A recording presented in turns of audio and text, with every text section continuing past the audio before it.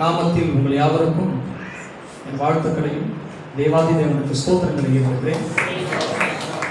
கர்த்தருடைய பரிசுத்த நாமத்துக்கு மகிமை உண்டாகட்டும். இன்றைய காலகட்டத்தில் உலக சபைகள் எல்லாம் அல்லது உலக தேவ மக்கள் எல்லாம் அல்லது உலகத்தில் இருக்கிற பெரும் தேவ திருச்சபையினுடைய தலைவர்களுடைய பார்வை எல்லாம் அந்த கிறிஸ்துமஸை மையமாக கொண்டு சிந்தித்துக் கொண்டிருக்கும், செயலாற்றிக் கொண்டிருக்கும், பணிகள் நடந்து கொண்டிருக்கும்.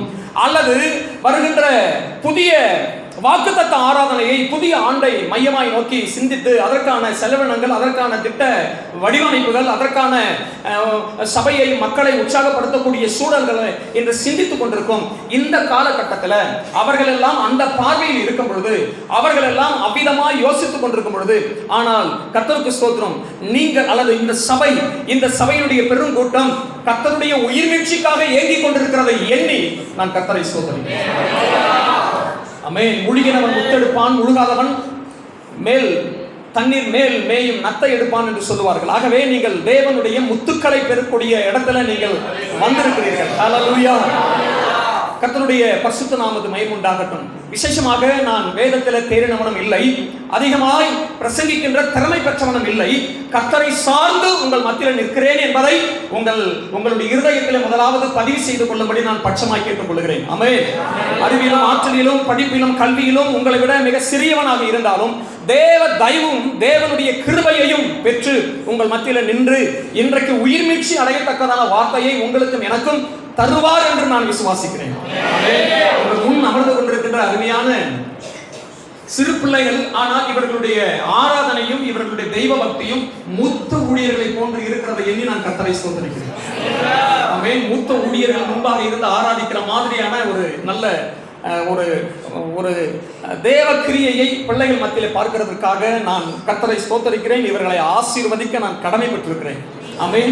கர்த்தர் இவர்களை பலியில் பெருகட்டும் இயேசுவின் நாமத்தினால. ஞானத்திலும் அறிவிலும் வாக்கிலும் பேச்சிலும் நன்னடத்தையிலும் இவர்கள் ஆசீர்வதிக்கப்படுவார்களாக.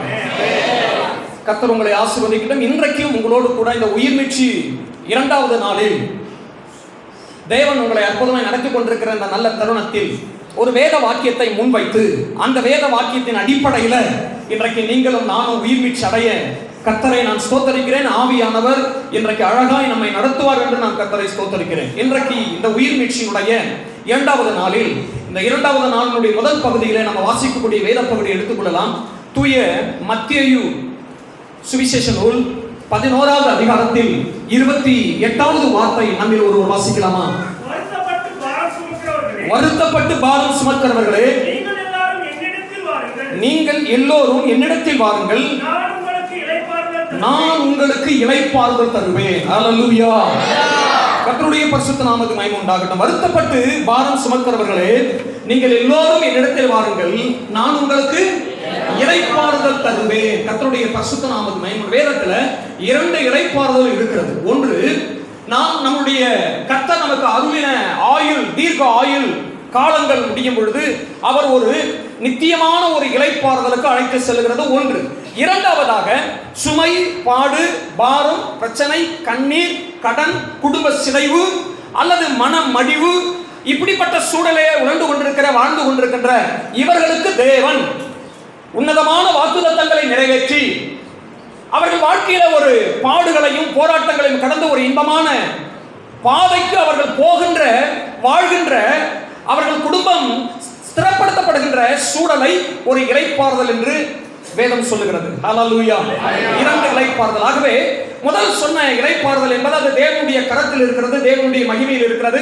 அவர் அதை ஏற்ற வேளையில தீர்வு ஆயுளோடு கூட உங்களையும் என்னையும் அந்த இளைப்பாறுதலுக்காக நம்ம காத்திருக்கிறதை அறிந்து அழைத்து செல்வார். அது வேறு. 2வதாக இங்கு சொல்லுகிறது, வருத்தப்பட்டு பாரம் சுமக்கிறவர்களே, எல்லோரும் என்னிடத்தில் வாருங்கள், நான் உங்களுக்கு இளைப்பாறுதல் தருகிறேன். கண்களை மூடி நாம் செபிப்போம். நல்ல பிதாவே, எங்கள் ஆண்டவராகிய இயேசுவின் நாமத்தில் இந்த நல்ல வேளைக்காய் ஸ்தோத்திரங்களை எடுக்கிறோம். இந்த உயிர் மீட்சியினுடைய 2வது நாளிலே இந்த வார்த்தையின் மூலமாய் கர்த்தர் எங்களோடு இடைபடுகிறாக. மனித ஞானத்தினாலும் மனித மூளையினாலும் என்னுடைய அறிவின் கற்றலினாலும் அல்லாமல் பரிசுத்த ஆவியானவர் ஆதிரத்திலே என்ன ஆண்டவரை தீர்மானித்திருக்கிறோரோ அந்த வார்த்தையை ஆண்டவரே நீர் கொடுத்து நடத்தி எங்களை மகிமைப்படுத்தி உயிர் மீட்சி செய்து நடத்துவீராக. இரட்சகர் இயேசுவின் மூலம் பிதாவே, ஆமென். ஹல்லேலூயா. ஆக இந்த இடத்துல சொல்லப்படுகிற வார்த்தை என்னன்னா, கர்த்தருக்கு ஸ்தோத்திரம், இஸ்ரவேல் ஜனங்களை யூத மக்களை பார்த்து நம்முடைய ஆண்டவராகிய இயேசு கிறிஸ்து சொல்லுகின்ற ஒரு அற்புதமான வார்த்தை. அவர்கள் வாழ்க்கையில் கொடுக்கப்பட்டிருக்கிற பிரமாணங்கள், அவர்கள் வாழ்க்கையில் யெகோவா ஆண்டவரை பின்பற்றி அவர்கள் சலித்து போய், அவர்களால் செயல்படுத்த முடியாமல் ஸ்தம்பித்து போய், தேவனுடைய கட்டளைகளை, தேவனுடைய பிரமாணங்களை, தேவனுடைய வழிகாட்டுதலை நம்மால் பின்பற்ற முடியவில்லையே என்று ஸ்தம்பித்து அவர்கள் வருத்தத்தோடு அவர்கள் பிதாவினுடைய சித்தத்தை நிறைவேற்றி பிதாவினுடைய கருத்தில் போக முடியாது என்று சொல்லி அவர்களுக்குள்ளாக சலிப்பு ஏற்பட்டு ஆண்டாண்டு காலமாய் அவர்களுக்குள்ளாகவே புலம்பி வாழ்ந்து கொண்டிருக்கின்ற ஒரு சூழலிலே தேவன் சொல்லுகிறார், நீங்கள் அந்த பிரமாணங்கள், உங்களுக்கு கொடுக்கப்பட்டிருக்கிற கட்டளைகள், அது உங்களால் சுமக்க முடியாமல், அதை நிறைவேற்ற முடியாமல் நீங்கள் சிரமப்படுகிறீர்கள். ஆகவே என்னிடத்தில் வாருங்கள், உங்களுக்கு நான் என்ன செய்கிறேன், இளைப்பாறுதல் தருகிறேன் என்பதுதான் அந்த இடத்தினுடைய கருப்பொருள். அந்த அடிப்படையான சத்தியம் அதான்.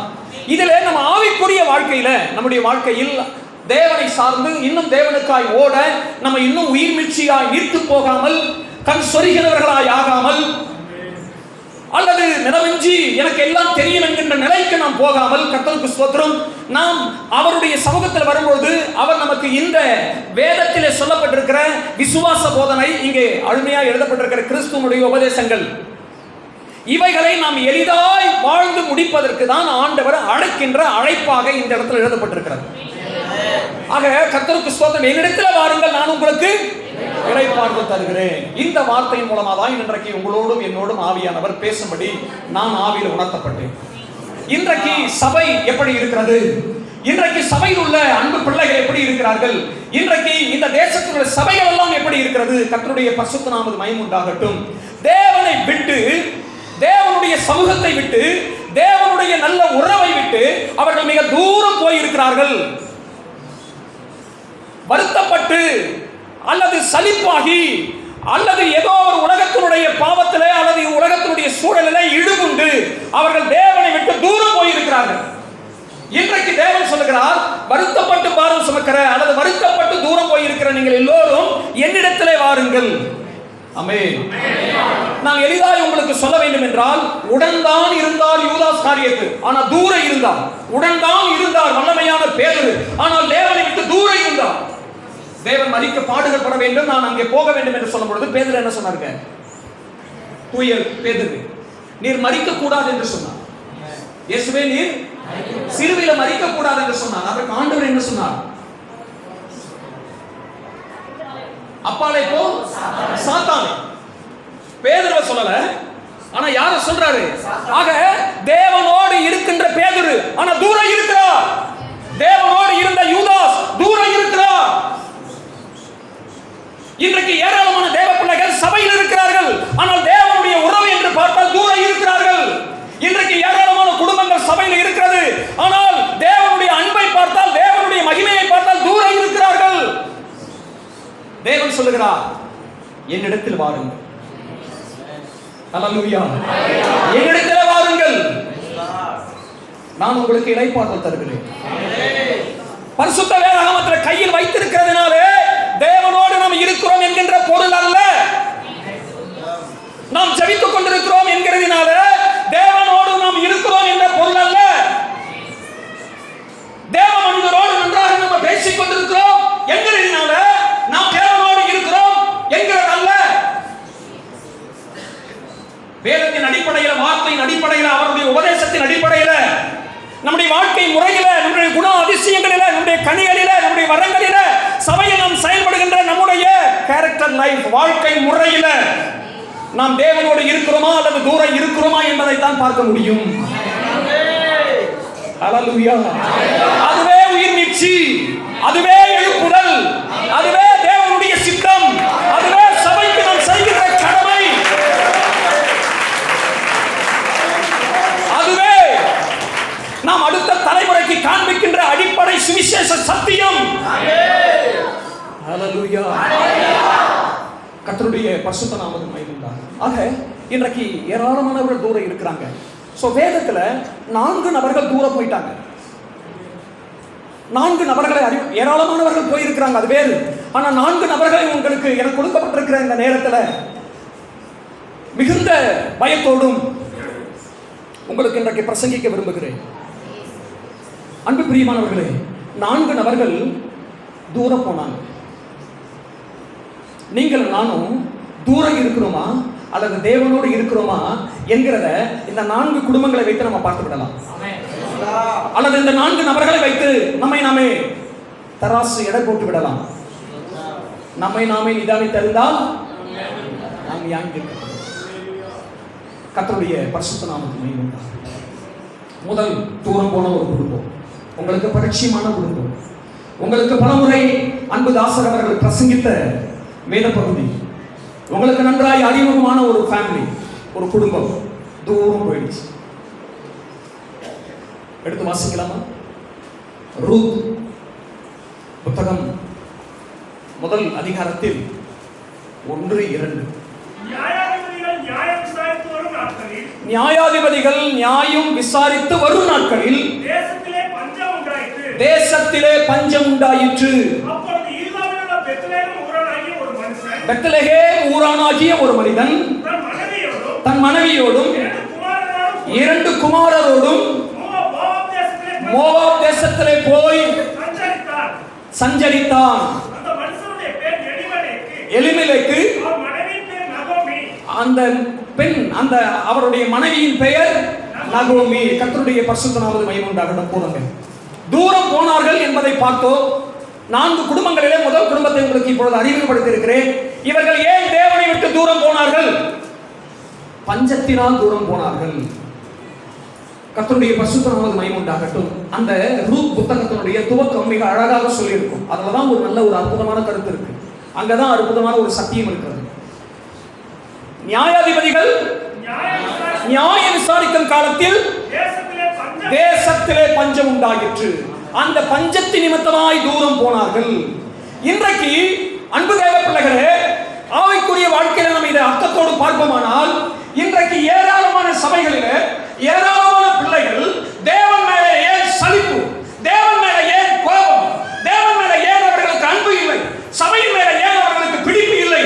காரணம் என்னவென்றால் பஞ்சத்தை காரணமாய் சொல்லுகிறார்கள், கடனை காரணமாய் சொல்லுகிறார்கள், என் தேவை சந்திக்கப்படவில்லை என்கிறதை காரணமாய் சொல்லுகிறார்கள், என் பிள்ளைக்கு ஞானம் இல்லை, அறிவில்லை, என் பிள்ளைக்கு நல்ல அலங்காரமான உடை இல்லை, அல்லது வெள்ளி இல்லை, பொண்ணு இல்லை, பணம் இல்லை, பேங்க்ல பேலன்ஸ் இல்லை, எனக்கு நல்ல சொந்த வீடு இல்லை, எனக்கு சொந்த வாகனம் இல்லை, என் நிலைமை இயேசுவை ஏற்றுக்கொண்ட நாளிலிருந்து இன்று வரையிலும் என் குடும்பத்தில் ஒரு ரூபாய் கூட சேமிப்பு வைக்க முடியவில்லை.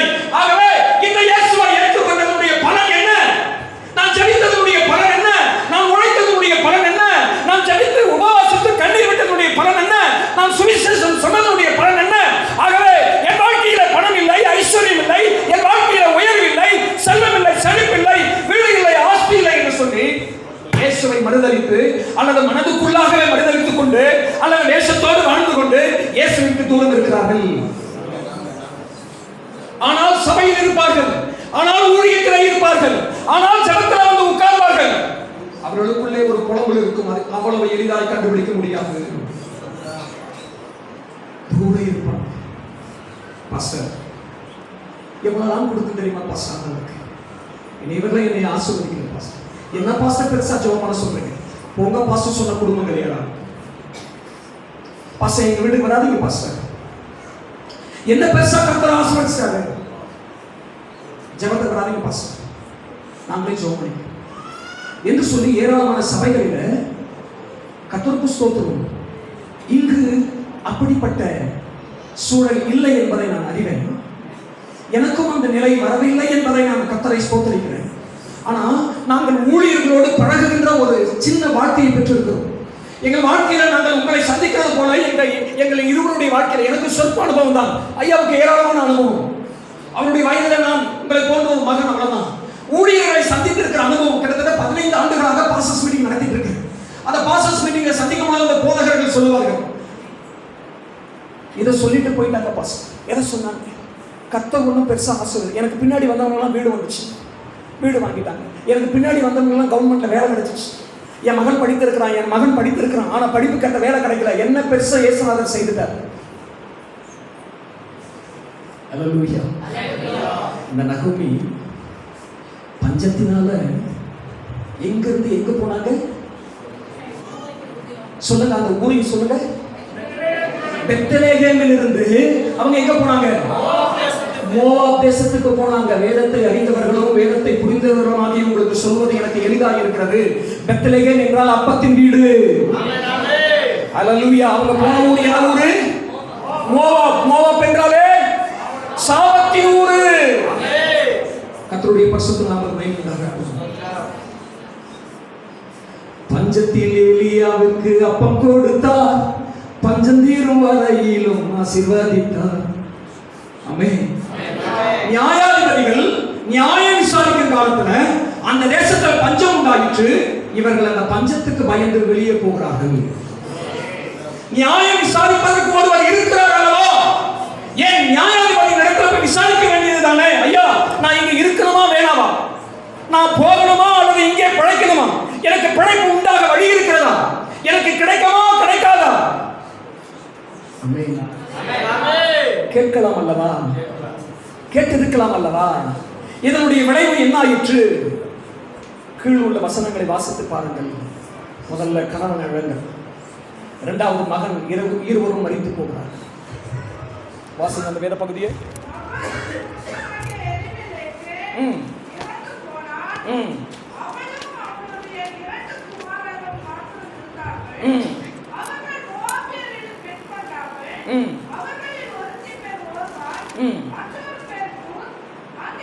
ஓகே, ஒரு நிமிஷம். நான் இன்னும் கொஞ்சம் உங்களுக்கு ஷார்ட்டா வந்துடுறேன். நீங்க 6 வாசிங்களேன். கர்த்தர் தம்முடைய ஜனங்களை சந்தித்து அவர்களுக்கு ஆகாரம் அருளினார் என்று கேள்விப்பட்டு கைதடிக்கலாம். அல்லேலூயா. இருந்தவர்களை தேவன் விடவில்லை, இருந்தவர்களை தேவன் இழப்பை சந்திக்கவில்லை. அவர்கள் பஞ்சத்தை தாக்குப்பிடித்து அவர்கள் பஞ்சத்திலே நிலைநின்று அவர்கள் பஞ்சத்தில் வருகின்ற அவமானம், பஞ்சத்தில் ஏற்படுகின்ற விமர்சனம், பஞ்சத்தில் சொல்லுகின்ற ஏளனம் அவைகளை சகித்து இருந்தார்கள். அவர்களை ஆசீர்வதித்தார் என்று மோவாப் தேசத்துக்கு செய்தி போகும். உங்களை என்னையும் பார்த்து விமர்சிப்பாங்க. தலையில இல்லாத கூட்டம் சொல்லி உங்களையும் என்னையும் பார்த்து சொல்லுவாங்க, கர்த்தருக்கு ஸ்தோத்திரம், இது என்ன ஜாதி, இது என்ன ஜனம் என்று சொல்லி. கர்த்தருக்கு ஸ்தோத்திரம். உங்களையும் என்னையும் பார்த்து சொல்லுவார்கள் பரதேசி என்று. உங்களையும் என்னையும் பார்த்து சொல்லுவார்கள் இவர்கள் கர்த்தருக்கு ஸ்தோத்திரம், இவர்கள் நிர்மராதி என்று. ஒண்ணுமே இல்லையா? இதுவரையிலும் கர்த்தர் உங்களை ஆசீர்வதிக்கலையா? இந்த 2023 டிசம்பர் வரலாம் கர்த்தர் இன்றைய தேதி 9ஆம் தேதி வரலாம் கர்த்தர் ஆசீர்வதிக்கலையா? பொறுமையா இருங்க, தேவனுடைய சமூகத்துல இருங்க. அம்மா எதற்காக எகிப்துக்கு மன்னிக்கிறோம் மோவாப்புக்கு போகிறாங்க? பஞ்சத்தினுடைய நோக்கம் என்ன? எதற்காக அங்க போறாங்க? பஞ்சத்துல இருந்தா இங்க செத்துருவோம், பஞ்சத்துல இருந்தா இங்க இழந்துருவோம், பஞ்சத்துல இருந்தா இங்க பாதுகாப்பு இல்ல, ஆகவே எங்கு போனாலும் பிழைத்து விடலாம், மோவாப்புக்கு போனால் பிழைத்து விடலாம் என்று எண்ணினார்கள். மோவாப்புக்கு போனதுனால பஞ்சத்தில் இருந்து தப்பிக்கவில்லை, அங்கே அவர்கள் துக்கத்தில் அகப்பட்டுக் கொண்டார். புருஷனை இழக்கிறாங்க, 2 மகன்களை இழக்கிறாங்க. இழந்த பிறகுதான் செய்தி வருகிறது, அங்கே ஆசீர்வாதம் உண்டானது. இவர்களுக்குள்ள காணப்பட்ட அந்த சுபாவம் என்ன? நீங்க வேதத்தில் பார்த்தீங்கன்னா அந்த மோவாபிலே அவர்கள் அங்கேயே இருந்து விட்டார்கள். எங்கேயே? ஏராளமான தேவ பிள்ளைங்க அப்படி போய் வந்தது உண்டு. என்ன ஐயா, கொஞ்சம் அப்படி போய் அப்படி ரிட்டர்ன் வந்தது உண்டு. ஐயா கொஞ்சம் தடுமாறிட்டேன், ஐயா பாஸ்டர் கொஞ்சம் கவனக்குறைவா மாட்டிட்டேன், என்னை காப்பாற்ற பாஸ்டர் சொன்ன குடும்பங்கள் பிழைத்தது. பாஸ்டர் கொஞ்சம் அப்படியே எனக்கு ஒரு சின்ன ஒரு சூழல் வந்தது, ரட்சிப்பு இழந்துருவோமோ அல்லது பரிசுத்தத்தை இழந்துருவோமோ அல்லது விசுவாசத்தை இழந்துருவோமோ அல்லது உலக பிரகாரமாய் போய்விடுமோ என்ற ஒரு சூழல் வந்தது. ஆனா வசனத்தின் மூலமாய் உங்க ஜெபத்தின் மூலமாய் திரும்பி வந்தா என் குடும்பங்கள் ஏறாது. ஆனால் இந்த நகோமி இவர்கள் போனது பஞ்சத்தினாலே தூரம் போனார்கள். எத்தனையோ தம்பிமார்கள் நல்ல செல்போன் எனக்கு இல்லைன்னு சொல்லிட்டு போனது உண்டு. எத்தனையோ அன்பு தேவ பிள்ளைகள் கர்த்தருக்கு ஸ்தோத்திரம் சபையில ஒரு சமயம் வந்து சாப்பாடு கொடுக்கலன்னு சொல்லிட்டு போனவங்க உண்டுங்க. என்னை முன்னாடி கூப்பிட்டு என்ன செய்யுங்க, சாப்பாடு கொடுக்கல, கை தட்டலாமா? நீங்க எல்லாம் நல்லவங்க. எஸ், பஞ்சத்தினாலே இந்த குடும்பம் பாதிக்கும். நீங்கள் நானும் நம்ம வாழ்க்கையில் இதுவரையிலும் ஆசீர்வாதம் இல்லை என்பதை எண்ணி கவலைப்படாதீங்க. ஒரு பெரிய உயர்வு இல்லை, ஒரு சொந்த வீடு இல்லை, ஒரு சொந்த மாளிகை இல்லை. அவங்களாம் பாருங்க 10 வீடு கட்டி வாடகை விட்டுட்டு இருக்காங்க. நானும் இன்னும் வாடகை வீட்டில் இருக்கேன். யாரெல்லாம் கவலைப்பட்டு இருக்கீங்க? நான் படித்த படிப்புக்கான ஒரு நல்ல உத்தியோகம் இல்லை, யாரெல்லாம் கவலைப்பட்டு இருக்கீங்க? நான் ஜெபித்த ஜெபத்திற்கான ஒரு ஆசீர்வாதம் என் வீட்டில் இல்லை, என் மகன் வாழ்க்கையில என் மகன் வாழ்க்கையில இல்லை. பாஸ்டர் இங்க இருந்தா என் பையனுக்கும் என் மகளுக்கும் பெண்ணு கிடைக்கல பாஸ்டர், ஆகையினால நான் என்ன செய்துட்டேங்க, கொஞ்சம் அப்படி போயிட்ட பாஸ்டர். ஆமென். கர்த்தருடைய பரிசுத்த தூரம் போய்விட்டார்கள், தூரம் போய்விட்டார்கள். நன்மையான எந்த ஈவும் பூரணமான எந்த வரமும் பணத்தில் உண்டாகி ஜோதிகளின் பிதாவிடத்திலிருந்து வரும். கர்த்தருக்காக நிற்கும் பொழுது, கர்த்தருக்காய் வாழும் பொழுது, கர்த்தருக்காய் சகிக்கும் பொழுது நன்மையானதை கர்த்தர் தருவார்.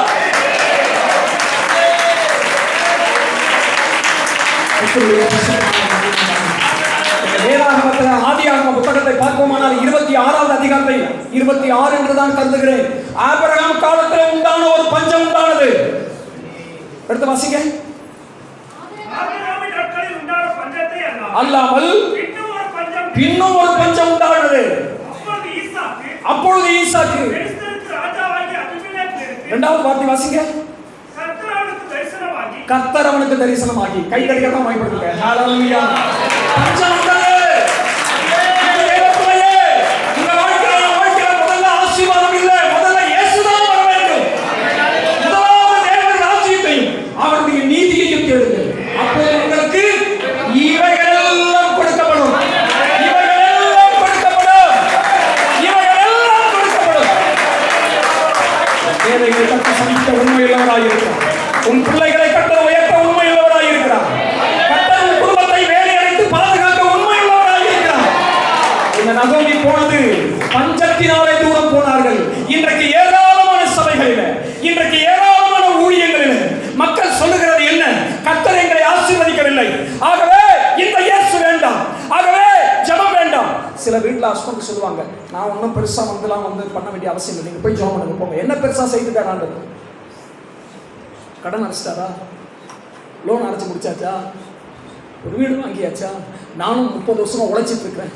என்ன பெருசா கொடுத்துட்டாரு? உபவாச கூட்டத்துக்கு போறீங்க, எழுப்புதல் கூட்டத்துக்கு போறீங்க, அமாவாசை இரவு ஜெபத்துக்கு போறீங்க, இந்த மாதிரி என்ன உயிர்மீட்சி கூட்டத்துக்கு போறீங்க, கர்த்தருக்கு காணிக்கை கொடுக்குறீங்க. என்னங்க செய்ய? ஈசாக்கு தேவன் சொல்றாரு, அங்கே நிற்க. ஆமென். பழைய பாடல் உண்டு. ஆறு வற்றி போனாலும் பூமி காய்ந்து போனாலும் கர்த்தர் வாக்கை நம்பிடுவேன். காகங்களை கொண்டு அவர் என்னை ஆசீர்வதிப்பார். ஆறு வற்றி போனாலும் பூமி காய்ந்து போனாலும் கர்த்தர் வாக்கை நம்பிடுவேன். ஆறு வற்றி போனாலும் பூமி காய்ந்து போனாலும் கர்த்தர் வாக்கை நம்பிடுவேன். காகங்களை கொண்டு ஆசீர்வதிப்பார், கரும் காகங்களை கொண்டு ஆசீர்வதிப்பார். கையளவு நேரம் அனுப்பிடுவார், கோலும் கடியும் கொண்டு என்னை தேற்றிடுவார். நீங்கள் நானும் தேவனோடு இருக்கிறோமா இல்ல தேவனை விட்டு தூரம் போயிருக்கிறோமா என்கிறத இந்த வேத வாக்கியம் உங்களுக்கு எனக்கு உணர்வை ஏற்படுத்தி இருக்கும் என்று நான் விசுவாசிக்கிறேன். இளைஞனாய் இருந்தேன், முதிர் வயது உள்ளவனாய் மாறினேன். நீதிமான் பிள்ளைகள் கைவிடப்பட்டதையும் அந்த சந்ததி அப்பத்துக்கு இறந்து தீர்ந்ததை என் கண்ணும் பார்க்கிற, என் வடிவம் பார்க்கிற சொல்றேன். இளைஞனாய் இருந்தேன், சொல்லுங்க, இளைஞனாய் இருந்தேன், முதிர் வயது உள்ளவனாய் மாறினேன். நீதிமான் பிள்ளைகள் கைவிடப்பட்டதையும் அந்த சந்ததி அப்பத்துக்கு இறந்து திரிந்ததை என் கண் பார்க்கல. எஸ், என்ன வந்தாலும் நம்புவேன், என்ன சூழல் வந்தாலும் நம்புவேன், எப்படிப்பட்ட பஞ்சம் வந்தாலும் நம்புவேன், என்ன பசி வந்தாலும் நம்புவேன். வானத்தையே பார்த்துக் கொண்டிருப்பேன், அவன் மன்னாவினால் என்னை போஷிப்பான். கர்த்தருடைய பரிசுத்த நாமத்துக்கு மகிமை உண்டாகட்டும். என்ன சூழல் வந்தாலும், என்ன விதமான பஞ்சம் வந்தாலும், என்ன விதமான பசி வந்தாலும், எவ்வளவு நெருக்கடி வந்தாலும், எவ்வளவு மரண பயம் வந்தாலும், ஒரு பெண், ஒரு தாய் அழுகிறா, என் பிள்ளை தண்ணீர் இல்லாம சாகரத, சாப்பாடு இல்லாம சாகரத நான் பார்க்க மாட்டேன்னு சொல்றான். அந்த பெண்மணியின் பேர் உங்களுக்கு நன்றாய் தெரியும். ஒரு வேலைக்காரிக்கு அந்த ஒரு பாரம் இருந்து சொல்றான், என் பிள்ளை சாகிறதை நான் பார்க்க மாட்டேன். கர்த்தர் சொல்றாரு, மகளே திரும்பி பார், அங்கே ஒரு ஊற்று இருக்கிறது என்று சொல்றார். அங்கே போர், ஒரு தண்ணீர் இருக்கின்ற ஒரு சின்ன ஒரு துருத்தி இருக்கிறது என்று சொல்லல. அங்கே பார், அங்கே ஒரு சின்ன ஒரு பாத்திரத்தை தண்ணீர் இருக்குன்னு சொல்லல, ஒரு ஊற்றை கட்ட திறந்தார். அந்த பிள்ளைக்காக அந்த ஊற்றை திறந்தால் அந்த பிள்ளை மாத்திரமல்ல, அந்த ஊற்றினால தொடர்ந்து ஏராளமானவர்கள் அன்றைக்கு தாகத்தை தீர்த்து கொண்டார்கள் என்று வேத வல்லுநர்கள் சொல்லுகிறார்கள். இந்த நகோமி ஆண்டவரை விட்டு தூரம் போனது, ஒரு பாதுகாப்பான சோன், பெத்தலைகளை விட்டு தூரம் போனது, பஞ்சத்தினால. எனக்கு தெரிந்த ஏராளமான வாலிப தம்பி தங்கச்சிங்களுக்கு எனக்கு தெரியும். கல்லூரி வாழ்க்கை படித்துக் கொண்டிருப்பாங்க, வேலை செய்து ஃபீஸ் கட்டுவாங்க. ஆனா அவங்க ஜெபிக்கிற ஜெபத்தை பார்த்தா எனக்கே பயம் வரும். ஐயோ, இவ்வளவு உண்மையா ஜெபிக்கிறாங்க. கர்த்தருக்கு ஸ்தோத்திரம். எத்தனையோ குடும்பங்கள், என் அன்பு தேவ பிள்ளைங்க, இந்த உயிர் மீட்சியின் கூட்டத்தில் நம்ம தேவன் இதுவரையிலும் ஆசீர்வதிக்கவில்லை என்று ஏராளமானவர்கள் ஆண்டவரை மறுதலித்து போய்விட்டார்கள். நீங்கள் நானும் இப்பொழுது எங்கே இருக்கிறோம் என்பதை எண்ணி பார்க்க வேண்டும். உங்கள் இருதயமும் என் இருதயமும் தேவன் மேலே எப்படி விசுவாசமாக இருக்கிறது என்பதை எண்ணி பார்க்க வேண்டும். கர்த்தருடைய பரிசுத்த நாமத்துக்கு மகிமை உண்டாகட்டும். இரண்டாவதாக நான் இந்த குடும்பத்தை குறித்து சொல்ல வேண்டியது இன்னும் ஒன்றை சொல்லி கடந்து போகிறேன். முதலாவதாக அவர்கள் அங்கேயே இருந்து விட்டார்கள். இரண்டாவதாக கர்த்தருடைய பரிசுத்த நாமத்துக்கு மகிமை உண்டாகட்டும். முதல் இழப்பு ஏற்படும் பொழுதே தன்னை தேவனுக்கு முன்பாக நிலைநிறுத்தி உணர்வடைய செய்து திரும்ப அவர்கள் ஸ்தானத்துக்கு வர அவர்கள் யோசிக்க மறந்தார்கள். முதல்ல யார் இழந்தது? அப்ப என்ன செய்திருக்கணும்? இவங்க என்ன செய்திருக்கணும்? எஸ், தேவ சமூகத்தில் ஒப்பு கொடுத்திருக்கணும். ஆண்டவரே, ஏன் எங்களுக்கு இது நேரிட்டது என்று ஒரு கேள்வி கேட்டிருந்தாங்கன்னா 2 பிள்ளைகளை காப்பாற்றி இருக்கலாம், 2 பிள்ளைகளை சுதந்திரித்திருக்கலாம். ஆனால் இவர்கள் கர்த்தருடைய பரிசுத்த நாமத்துக்கு மகிமை உண்டாகட்டும். முதலில் நடக்கும் பொழுதும் பெரிதாக எடுத்துக்கொள்ளவில்லை, இரண்டாவது நடைபெறும் பொழுதும் பெரிதாக எடுத்துக்கொள்ளவில்லை, மூன்றாவது இழப்பை சந்தித்த பொழுதும் பெரிதாக எடுத்துக்கொள்ளவில்லை. அப்பொழுது கூட இவர்கள் அங்கே இருந்து கிளம்ப வேண்டும் என்று முடிவெடுக்கல. அங்கே தேவன் அவர்களை சந்தித்து அவர்களுக்கு ஆகாரம் உண்டு என்பதை கேள்விப்பட்டுத்தான் திரும்புகிறார். இம்மைக்காக மாத்திரம் இயேசுவின் மேல் நம்பிக்கை வைத்து இருப்போமானால் நம்மை விட பரிதபிக்கப்பட்டவர்கள் யாரும் இல்லை என்று வேதம் சொல்கிறது. ஆகவே கர்த்தருடைய பரிசுத்த நாமத்துக்கு மகிமை உண்டாகட்டும்.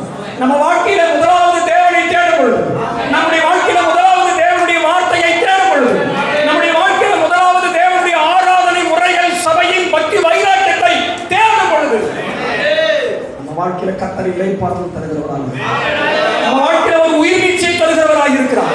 நம்முடைய வாழ்க்கையில ஒரு எழுப்புதலை கொண்டு வர தேவன் உண்மையுள்ளவராக இருக்கிறார். கர்த்தருடைய பரிசுத்த நாமத்துக்கு மகிமை உண்டாகட்டும். இரண்டாவதாக ஒரு குடும்பத்தை பார்க்க போகும். இவர் இந்த குடும்பத்தை பார்த்தாலும் இதே பிரச்சனை தான், ஆனால் இது வேறு பிரச்சனை. இதே பிரச்சனை தான், இதில் கொஞ்சம் மாறுபட்ட பிரச்சனை. ரெண்டாவது பிரச்சனை யாருன்னு பார்க்கலாங்க. தூரம் போன ஒரு குடும்பம், ஒரு நபர். லூக்கா 15வது அதிகாரத்தில் 11வது வார்த்தை வாசிக்கல. பின்னும் அவர் சொன்னது, ஒரு மனிதனுக்கு 2 குமாரர்கள் இருந்தார்கள். அவர்களில் இளையவன் தகப்பனை நோக்கி, தகப்பனே, ஆஸ்தியில் எனக்கு ஒரு பங்கை எனக்கு தர வேண்டும் என்றான். அந்தபடி ஆஸ்தியை அவன் அவர்களுக்கு பிரித்து தந்துவிட்டான். சில நாளைக்கு பின்பு இளைய மகன் எல்லாவற்றையும் சேர்த்துக்கொண்டு தூர தேசத்துக்கு போய்விட்டான். ஹல்லேலூயா. முதல்ல பஞ்சத்தினாலே தூரம் போனார்கள். பஞ்சத்தினாலே இயேசுவை இன்றைக்கு மறுதலிக்கிறார்கள். தேவனை ஆசீர்வதிக்கவில்லை என்று சொல்லி புலம்பிக் கொண்டிருக்கிறார்கள். அவர்கள் தேவனோடு இருந்தும், தேவ ஐக்கியத்தில் இருந்தும், சபையில இருந்தும் அவர்கள் ஒரு மாற்றத்துக்குள் இல்லாமல் இருக்கிறார்கள். இரண்டாவதாக இன்னொரு நபர் தூரம் போயிட்டார். இவர் எதனால போனார் சொல்லுங்க? இவர் எதனால போனார்? பணத்தினால தூரம் போயிட்டார். சில பேருக்கு ஆண்டவர் கொடுப்பாருங்க, கொடுத்து முடிச்ச பிறகு அவங்க இன்னும் தேடி பார்த்தா இருக்க மாட்டாங்க.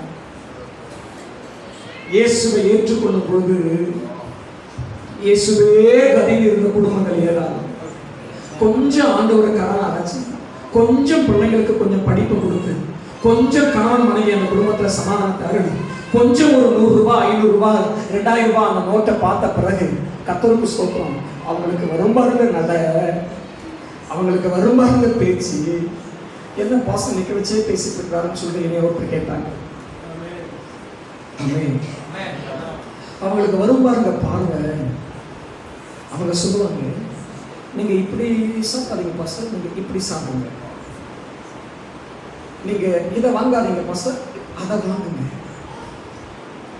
நினைக்கணும் பாஸ்டர்ன்றதுனால வாயும் வார்த்தையை சொல்றேன். நம்ம கூட இருக்கிற நபரே இப்படி சொல்லுவாங்க. அப்பதான் ஓடியாருவாங்க ஜபத்துக்கு, அப்பதான் ஓடியாருவாங்க ஆராதனைக்கு, அப்பதான் கூட வந்து நிற்பாங்க. பாஸ்டர் நான் என்ன வேலை செய்யணும் பாஸ்டர் சபையில்? கொஞ்சம் பணம் வந்த பிறகு நேரம் இல்லை பாஸ்டர், ஐ வெரி சாரி. எவ்வளோ ஆகுது பாஸ்டர்? எவ்வளோ ஆகுது பாஸ்டர்? நான் உங்களுக்கு 1000 ரூபாய் கொடுத்தேன், நீங்கள் வேலையை உங்களுக்குரியதல்ல. தூய பவுலடியார் தன்னுடைய குறுந்த நிருபத்தில் மிக அழகாக ஒரு வார்த்தையை பதிவு செய்கிறார். உங்களுக்குரியதை அல்ல, அவர் உங்களையே தேடுகிறார். அவர் உங்களையே தேடுகிறார். என் மகன் ஆலயத்தில் எங்க அமர்ந்திருக்கிறாங்க? என் மகன் ஆலயத்தில் எங்க அமர்ந்திருக்கிறாரு? என் மகன் இந்த என் வீட்டில் அவர் என்ன வேலையை இன்னைக்கு செய்திருக்கிறாரு? என் மகன் இந்த ஜன்னலை பார்த்து அந்த ஜன்னல் ஓரத்தில் இருக்கிற அந்த சின்ன தூசியை என் மகன் துடைக்கிறானே, என் மகன் இந்த ஆலயத்தின் மேல எவ்வளவு வைராக்கியம், என் மகன் இந்த ஊழியத்தின் மேல எவ்வளவு வைராக்கியம், என் மகன் இந்த கேம்பஸ் மேல எவ்வளவு வைராக்கியம், என் மகன் இந்த சுவிசேஷ ஊழியத்திற்கு, இந்த பாடல் ஊழியத்திற்கு, இந்த சபையில் நடைபெறுகின்ற கூட்டங்களுக்கு என் மகனுக்கு என் மகளுக்கு எவ்வளவு அக்கறை, எவ்வளவு வேலை இருந்தாலும் நான் அப்படியே விட்டுட்டு வந்து செய்கிறாங்க. கொஞ்சம் பணம் கேட்டது தப்பு இல்லைங்க. அப்பா கிட்ட பணம் கேட்டது தப்பு இல்ல. என் தகப்பன் கிட்ட நான் கேட்கறது தப்பு இல்ல. என் தகப்பனுடைய பாக்கெட்லயே எடுக்கிறதுக்கு எனக்கு உரிமை உண்டு. Fundamental right. தகப்பனிடத்துல கேட்பதற்கு, என் அன்பு தம்பியே, நீ ஐபோன் கேட்கலாம், நீ பென்ஸ் கார் கேட்கலாம், BMW கேட்கலாம், நீ வீடு கேட்கலாம், நீ வாசல் கேட்கலாம். உங்களை சொல்லிட்டாங்களா? சொந்த வீடு இருந்தனாலதான் கூரையை பிரிச்சுட்டு உள்ள இறங்கினாங்க. தீவிரவாத காரணங்க. வாடகை வீடாக இருந்தால் தான் என்ன ஆயிருக்கும்? சில இடங்களில் போனால் 2 டிஃபரெண்ட் உண்டு. நான் உங்களை வீடு வாங்கன்னு சொல்ல வரல, கர்த்தருடைய ஆசீர்வதிப்பா, அது அவருக்கு தான் தெரியும். என்ன? ஏன்னா நாங்கள் தீர்க்கதரிசி இல்லை. ஹல்லேலூயா. நான் யார் என்பதை நான் நன்கு அறிந்து பேசிக் கொண்டிருக்கிறேன். என் ஸ்தானத்தை விட்டு விலகாமல் நிற்க விரும்புகிறேன். ஆமென். இல்லாததையும் உணர்ச்சி வசப்படுவதையும் சொல்லிவிட்டு போக நான் அழைக்கப்படவில்லை. கர்த்தருடைய பரிசுத்த நாமத்தை மகிமைப்படுத்துங்க. சில வாடகை வீட்டில் போனால் பாஸ்டர் கொஞ்சம் பொறுமையாக சோமங்க பாஸ்டர், இப்போ தான் இந்த வீட்டுக்கு அந்த சில சொந்த வீடுகளில் போனால் ஜன்னலாம் திறந்து விடுவாங்க. இந்த பாடல் பாஸ்டர் நான் பார்த்துக்கிறேன். ஆமென். யார் வீடு? நம்ம வீடு. ஹல்லேலூயா. அவர் தம்முடைய பிள்ளைகளுக்கு ஏற்ற காலத்தில் திருச்சபையுடைய தீர்க்கதரிசி மூலமாய் சொல்லப்பட்ட வாக்குத்தத்தங்கள் நிறைவேறும் என்பதில் எல்லாம் சந்தேகம் இல்லை. ஹல்லேலூயா. கவனிங்க, அப்பாவிடத்திலே இந்த தம்பி கேட்டது தப்பு இல்லை. தகப்பனிடத்துல எனக்கு சொத்தை கொடுன்னு சொல்லிட்டு அல்லது எனக்கு ஒன்று தேவை என்பது கேட்டது தவறல்ல. இவன் தூரம் போனதுதான் தவறு. இவன் எல்லையை விட்டு கடந்து போனதுதான் தவறு. இவனுடைய சிநேகிதங்களை வைத்துக் கொண்டதுதான் தவறு. அறிவார்ந்த தேவ பிள்ளைகளே, கவனிக்கணும். பஞ்சத்தினால தூரம் போன ஒரு குடும்பம் 3 இழப்பை சந்திக்கும். நீங்கள நானும் இது கொடுக்கல ஆண்டவர், அதை செய்யல ஆண்டவன் சொல்லிட்டு எப்படியாயும் நினைத்திருப்போமானால் ஒரு விசை தேவ சமூகத்தில் ஒப்புடுவாங்க. இரண்டாவதாக பார்த்தோம், இவன் பணத்தினால தூரம் போயிட்டான். வேலை கிடைக்கிறவர்களும் உபவாசம், 3 நாள் உபவாசம். என்னையா என்ன 3 நாள் ஃபாஸ்டிங் போட்டுருக்கான் பாஸ்டர். ஆமென். வேலை கிடைச்ச பிறகு பாஸ்டிங் பிரீச். பணத்தினாலே விழுந்த குடும்பங்கள் ஏராளம். பணம் இல்லாததை பார்க்கிறோம். பணத்தினாலே தற்கொலை பண்ணிக்கொண்ட குடும்பங்கள் ஏராளம். பணத்தினாலே சிதைந்த குடும்பங்கள் ஏராளம். ஆமென். சாலமோன் சொல்றார், எனக்கு குறைவாகவும் விட்டுடாதீங்க, என்ன ரொம்பவும் கொண்டு போயிடாதீங்க, எனக்கு வேண்டியது அன்றன்றைக்கே என்ன செய்யுங்க. ஹல்லேலூயா. அதினதின் தேவையே கொடுங்க ஆண்டவரே, அதினதின் தேவையே கொடுங்க. எத்தனை நபர்கள் தெரியுமா பணத்தினால தேவனை மறுதலித்து பணத்தினால கொஞ்சம் ஆண்டவர் உயர்த்தினார்னா அவ்வளவுதான். பைபிள் படிக்க நேரம் இல்லை, பைபிள் படிக்க நேரம் இல்லை.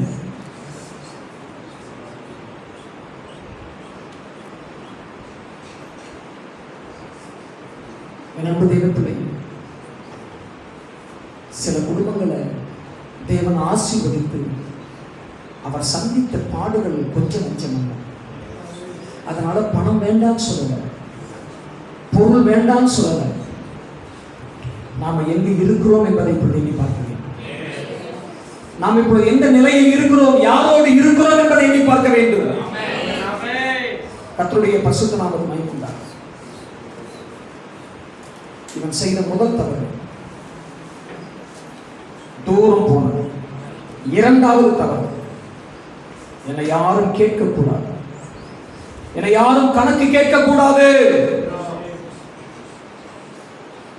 என்னிடத்துல யாரும் கேள்வி கேட்கக்கூடாது.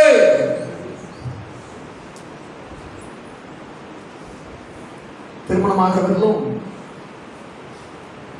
நம்ம சபையில இல்லை, கர்த்தருக்கு ஸ்தோத்திரம். நாங்கள் சந்தித்த சில ஊழியர்களை இல்லத்தில் சொன்னது, திருமணத்துக்கு மகனுக்கு மாப்பிள்ளை பார்க்கிறவர்கள் அல்லது மகனுக்கு பெண் பார்க்கிறவர்களும் பயபக்தியா இருப்பாங்க சபையில்.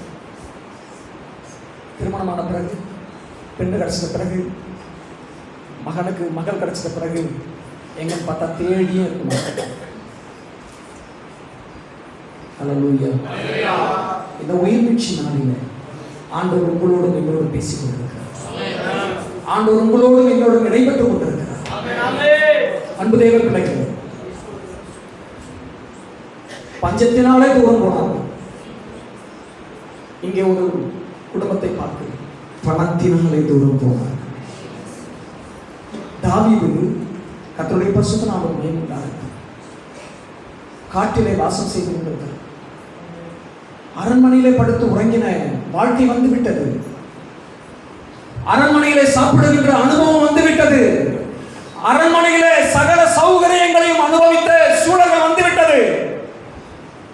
ஆனால் அப்சலோம் என்கின்ற ஒரு சூழலை அவன் சந்தித்த பொழுது, மரணம் அவனை நெருங்கிய பொழுது அவன் வனாந்தரத்துக்கு ஓடுகிறான்.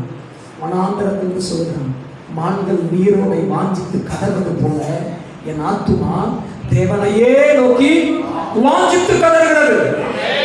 என் அன்பு தேவ பிள்ளையே, நாம் பணத்தின் மேலேயும் பொருளின் மேலேயும் நம்பிக்கை வைப்போமானால் யாருங்க நம்மளை மதிக்கிறாங்க? பணம் தாங்க மதிப்பு. எத்தனை பேர் சொல்லியிருக்கீங்க? எல்லாரும் இப்ப வாங்க, ஒழுங்கா ஆண்டு ஒவ்வொரு வாங்க. பணம் இருந்தாதான் மதிப்பு, பணம் இல்லைன்னா நம்ம யாரும் மதிக்கிறது இல்லை. கிருபை இருந்தாதாங்க மதிப்பு, கிருபை இருந்தாதாங்க மதிப்பு, தேவ மகிமை இருந்தாதாங்க மதிப்பு, தேவ பிரசன்னம் இருந்தாதாங்க மதிப்பு, தேவனுடைய சத்தியம் உங்க வீட்டுல இருந்தாதான் மதிப்பு, தேவனுடைய நாமம் உங்க மேல என்ன இருந்தாதான் மதிப்பு. ஐஸ்வர்யமும் ராஜ்யமும் மகிமையும் வைத்திருக்கிற ஒரு முகத்தை பாருங்க, தேவ பிரசன்னம் இருக்கிற ஒரு முகத்தை பாருங்க. ஹல்லேலூயா. கர்த்தருடைய பரிசுத்த நாமத்தை மகிமைப்படுத்துங்க. இந்த 2023 இந்த 12 மாதங்கள் கர்த்தருடைய பரிசுத்த நாமத்துக்கு மகிமை உண்டாகட்டும். எங்கெங்கெல்லாம் பணம் வரும்பொழுது நான் மறந்த ஆண்டவரே, எங்கெங்கெல்லாம் சில வேலையை நம்ம மையமா வைத்து வேலைக்காக தேவனை நான் மறந்த ஆண்டவரே, என் வாழ்க்கையில உணவில்லாத காலங்கள் ஏறானும், என் வாழ்க்கையில பஞ்சத்தின் காலங்கள் ஏறானும், அப்பொழுதெல்லாம் உண்மையா இருந்த ஆண்டவரே, ஆனா என் வாழ்க்கையில ஆசீர்வாதம் வந்த பிறகுதான் நான் மறந்த ஆண்டவரே, இன்னையில் இருந்து எனக்கு அது முக்கியம் இல்லை ஆண்டவரே, நான் உங்க கிட்ட வர ஆண்டவரே. அதுதான் உயிர்ச்சி. அதுதான் உயிர்ச்சி. முதல் குடும்பம் பஞ்சத்தினால தூரம் போச்சு, அங்க யாராவது நம்ம இருப்போமானால் வந்துடலாம். இரண்டாவது பணத்தினால தூரம் போச்சு, நாம எங்கே ஆகிரும் அப்படி இருப்போமானால் திரும்ப வந்துடலாம். மூன்றாவது அந்த ஒரு குடும்பத்தில்